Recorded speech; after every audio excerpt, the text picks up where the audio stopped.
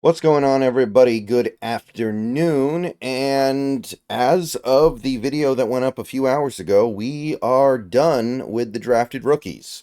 I wanted to dive as deeply as I could into all of them and say everything that I could about what they're bringing to the table. And I think we did a really good job. But now there's really only one thing left that we can do until we start seeing things happen on the VMAC field or with the salary cap books or with something, something that is actually actionable, something that actually actively happens. So, that being the case, um, there's one more thing that I want to make sure I cover before we call it good with our rookie class, because the rookie class never ends with just the draft picks.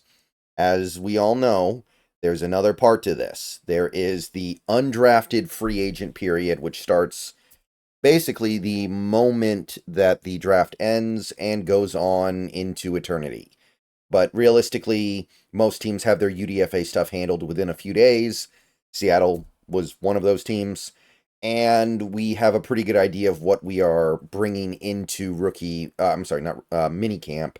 And more importantly, of course, training camp itself, which is going to be the opportunity for these guys to show they belong on some level in the NFL.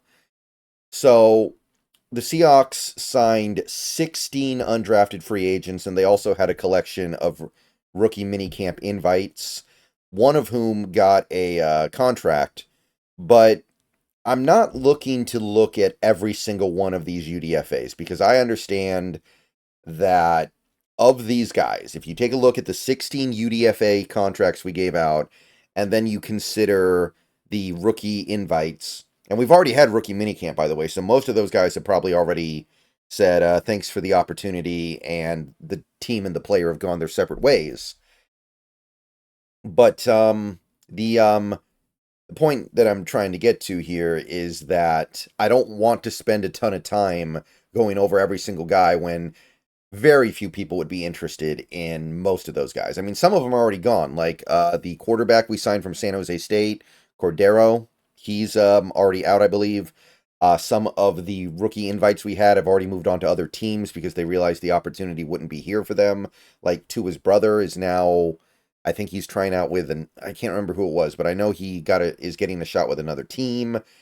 And of the guys who are going to be here for the 90-man roster, of the guys who are going to be here for training camp, very few of them are going to actually make it. So over the next several days here, I'm going to pick out a few guys that actually have a real chance of making it and have a chance to actually do something either this year or in the next couple of years. So we'll cover the stuff that might actually be compelling to people, but I don't want to sit here and talk a bunch about some guy that we all know has a 0% chance of making the 53 man and like a 10% chance of making the practice squad. That we don't need to do that. So, looking at the list of undrafted free agents, there are a few guys that stand out. Let's see here. So, Nelson Caesar would probably be the first guy. Going through this list, which is in alphabetical order, I think Nelson Caesar is going to be our first guy. He's listed as a linebacker, but I think of him more as an edge from Houston. He was a guy that I thought would get drafted in the fifth, maybe the sixth round, and he went undrafted, and we got him pretty quickly after the draft ended. And there is a pathway to him on the 53-man roster because Levi Bell's gone. We know that. I suspect Daryl Taylor is going to have to go because of money. We need that 3 million, 3.1 actually. And basically, if that happens, there's four guys in front of Caesar.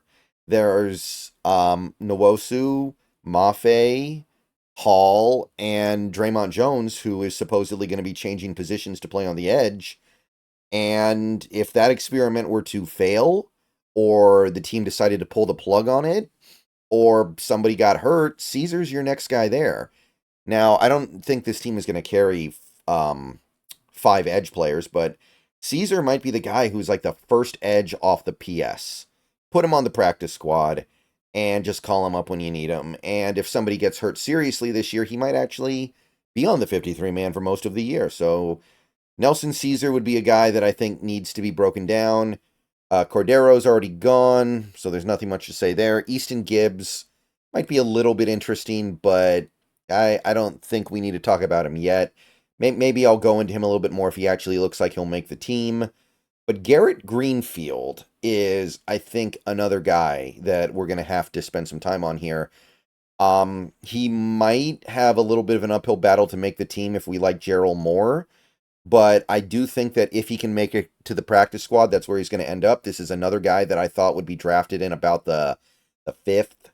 And then he made it to UDFA, and I was really excited to get him. I think that's a really good one. To me, he's a guy who could develop into a good backup or maybe even a low-end starter. And I hope that he sticks around here for a little while.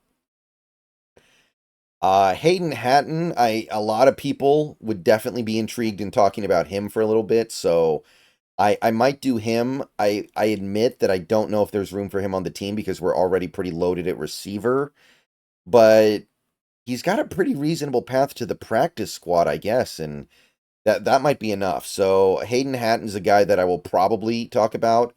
It's just tough because he's got no real path to the 53 man because I mean, it sounds like this team's already made a commitment to Eskridge to keep him around for one more year, from what I've heard. So Hatton really doesn't have a path to the 53 man if that's the case. George Holani is a must. We have to talk about Holani because I think he's making this 53 man. In fact, I think it's far more likely he does than he doesn't because we need a fourth running back, and who else is it going to be?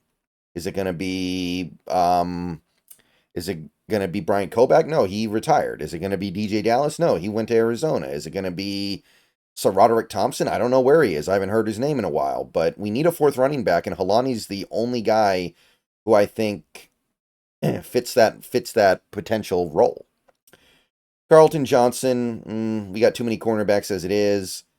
Devray, Levelston, no, I can't see that being particularly interesting. Kobe Lewis, Florida Atlantic running back, no, I don't think so. Mike Nowitzki, the Kansas center, probably not. Ro Torrance, Arizona State. He was a good pickup, but there's just not going to be room for him. So I'm going to say no. Jack Westover, I think, is going to have to be one, though, because he's got an easy path to the practice squad. He's got that connection with Grubb.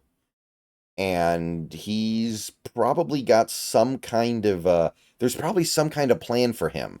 And we're not that far away from needing more tight ends, so Jack Westover might actually factor into future plans here in Seattle. So I think Westover, we're going to have to discuss him. He's pretty much a lock to make the practice squad, I think. D. Williams, no real path for him. Rayson Williams II, don't know anything about him and not under the impression he has any chance of making it. And Tamarick Williams, the running back from North Dakota State. I guess he could outplay Holani and take his spot, but it really feels like Holani's got that fourth running back spot wrapped up. And maybe a guy like Tamarick can make the practice squad, but, you've got a long way to go to actually get reps when you're the practice squad running back on a team that carries 4.